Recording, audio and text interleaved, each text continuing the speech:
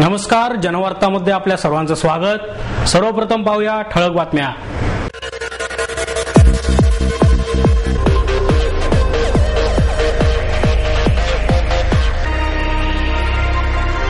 आणि इंधनाच्या दरवाढीला आव्हान ठरणारी hybrid eco friendly solar bike पुण्यातील अयूब खान पठाण आणि इम्रान खान पठाण यांच्याकडून साकार।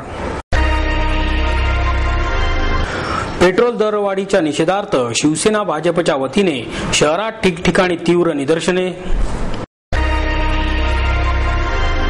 अखिल दत्तवाडी उत्सव कमिटीच्या वतीने ग्रामदैवत श्री मसोबा रायांच्या उत्सवाचे आयोजन।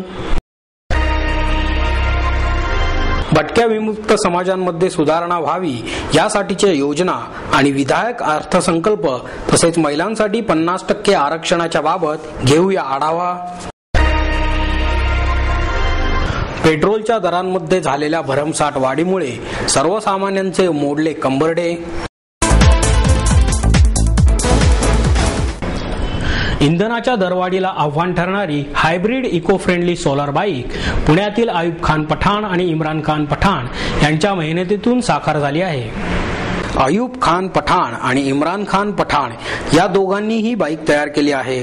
अलाइड इलेक्ट्रिक कंपनीच्या माध्यमातून ही बाईक साकारण्यात त्यांना यश आले आहे। या हायब्रिड इको फ्रेंडली बाईकचे वैशिष्ट्य म्हणजे एकदा फुल चार्ज केल्यानंतर ही गाडी 50 ते 60 किलोमीटर चालू शकते।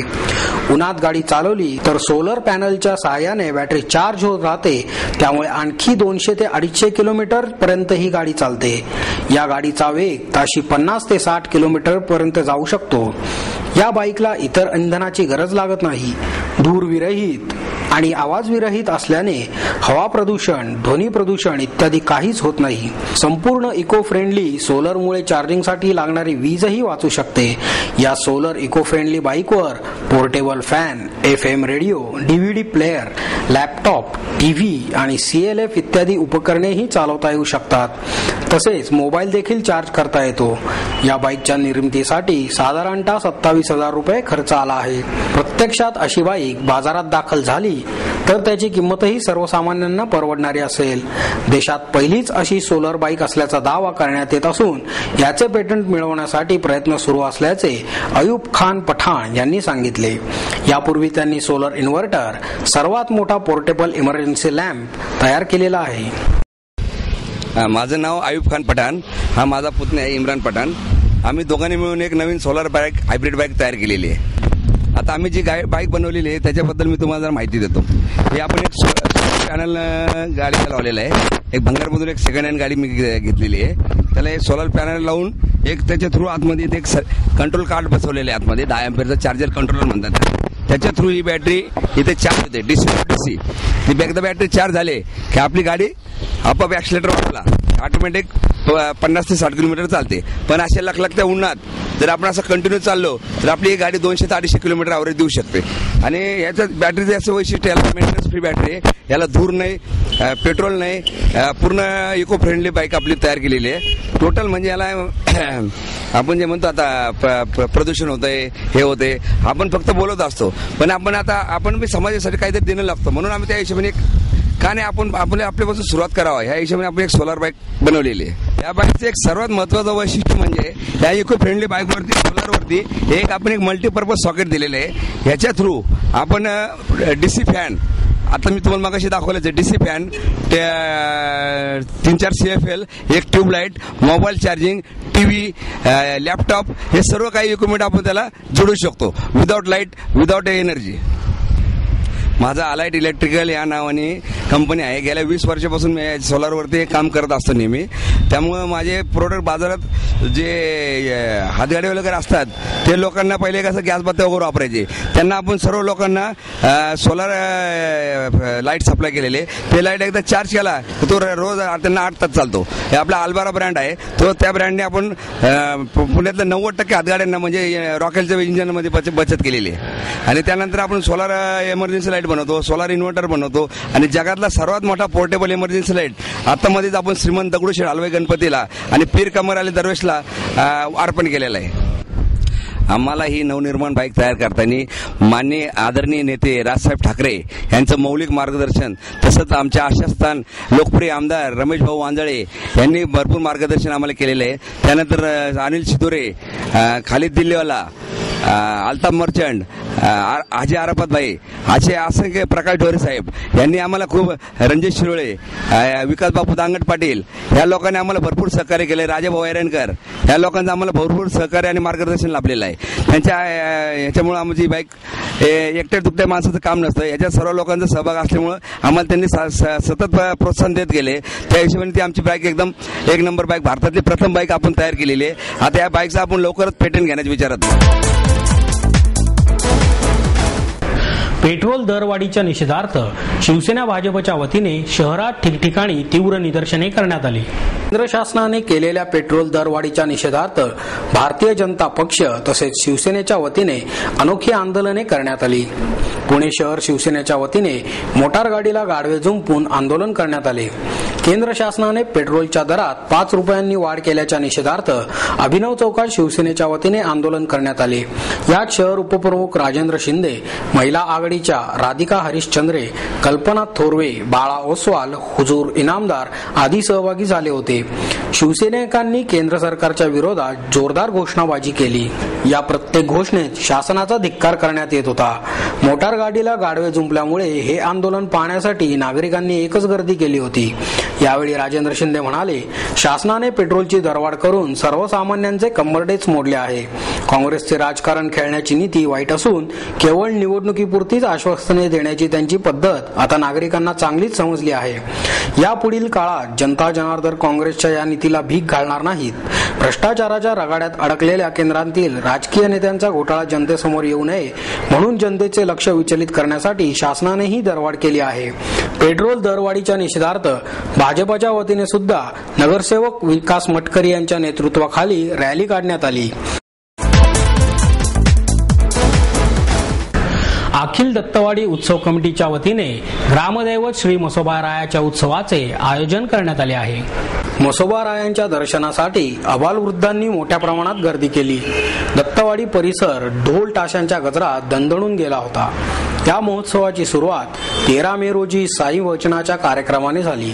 तसेच 15 मे रोजी ग्रामदैवत म्हसोबारायांच्या पालखीचे प्रस्थान करण्यात आले. ही पालखी फुलांनी सुशोभित करण्यात आली होती. या महोत्सवाची सांगता 18 मे रोजी हरिभक्त परायण महाराज देशमुख यांच्या समाज प्रबोधनाच्या कार्यक्रमाने होणार आहे. यावेळी पुणे मनपा नगरसेवक शंकरभाऊ पवार, नगरसेविका रीनाताई तुकाराम पवार, ट्रस्टचे अध्यक्ष किरण गंजकर, उत्सवाचे अध्यक्ष शशिकांत काळे, रोहित कांबळे, दिलीप रेणुसे, संजय सुर्वे, रवी गुरव आदी कार्यकर्ते आणि मान्यवर मोठ्या संख्येने उपस्थित होते. ट्रस्टचे अध्यक्ष किरण गंजकर यांच्या हस्ते नगरसेवक शंकरभाऊ पवार यांचा सत्कार करण्यात आला. तसेच या ट्रस्टने होतकरू विद्यार्थ्यांना शैक्षणिक अर्थसहाय्य, रुग्णवाहिकेची सेवा, रक्तदान शिबिर, आरोग्य शिबिर, वृक्षारोपण कार्यक्रम, आरोग्य तपासणी, मोफत चष्मे वाटप आदी सामाजिक उपक्रमही राबवले आहेत. गेले 49 वर्षे आम्ही हा म्हसोबारायाचा उत्सव साजरा करत असल्याचे ट्रस्टचे अध्यक्ष किरण गंजकर यांनी जनवार्ताशी बोलताना सांगितले. भटक्या विमुक्त समाजांमध्ये सुधारणा व्हावी यासाठीच्या योजना आणि महाराष्ट्राचा विधायक अर्थसंकल्प तसेच महिलांसाठी 50% आरक्षणाचा घेऊया एका विशेष मुलाखतीतून आढावा. महाराष्ट्र राज्यामध्ये भटक्या विमुक्त जाती जमाती हा प्रवर्ग आहे आणि त्यांचे महाराष्ट्र शासनामध्ये स्वतंत्र खाते आहे. ते सामाजिक न्याय विभागाच्या अधिपत्याखाली सुरू आहे. परंतु भटक्या विमुक्तांमध्ये सुधारणेसाठी स्वतंत्र योजना नाही. घटनेमध्ये कोणतीही स्वतंत्र तरतूद नाही किंवा सामाजिक न्याय विभागात कायमची वेगळी तरतूद नाही. त्यामुळे ज्या काही योजना आहेत त्या अस्थायी स्वरूपाच्या, उदाहरणार्थ शिक्षण, आरोग्य, गृहनिर्माण आणि नोकरी अशा आहेत. भटक्या विमुक्त समाजांमध्ये सुधारणा व्हावी आणि महाराष्ट्राचा विधायक अर्थसंकल्प तसेच महिलांसाठी 50% आरक्षण या विषयांवरील पाहूया राष्ट्रवादी काँग्रेसच्या भटक्या विमुक्त जाती जमाती सेलचे प्रदेश अध्यक्ष श्री व्यंकटराव अवधूत यांची एक मुलाखत. मी व्यंकटराव अवधूत, राष्ट्रवादी काँग्रेस प्रदेशाध्यक्ष VGNT सेल. आता महाराष्ट्रामध्ये जे बजेट सादर झालेलं आहे ते साधारणपणे एक त्याचा तोंडोळा शेतकऱ्यांना जास्तीत जास्त सहकार्य झालंय असं त्याच्यावरून दिसून येतं. 1911, 1912 या अर्थसंकल्पामध्ये शेतकऱ्यासाठी 50,000 रुपये कर्ज दिलं जातं, ती 0%. त्याच पद्धतीने 3 लाखापर्यंत त्यांना जे कर्ज दिलं ती 2% दिलं जातं. आणि ती जी त्यांना आणखीन इतर काही सवलती दिलेल्या आहेत शेतकऱ्याच्या म्हणजे ह्याच्याकरता, म्हणजे विहिरी खोदण्यासाठी, म्हणजे विजेसाठी, आणखीन थोडं वेगवेगळ्या पद्धतीनं त्यांना शेतकऱ्यांना असं एक बजेट दिलेलं आहे. त्याच्याबद्दल शासनाचं आम्ही अभिनंदन करतो. पण त्याच पद्धतीनं मागासवर्गाच्या अनुसूचित जातीनं अनुसूचित जमातीलाही जवळजवळ 400 जवळजवळ 800 कोटी दिलेले आहेत.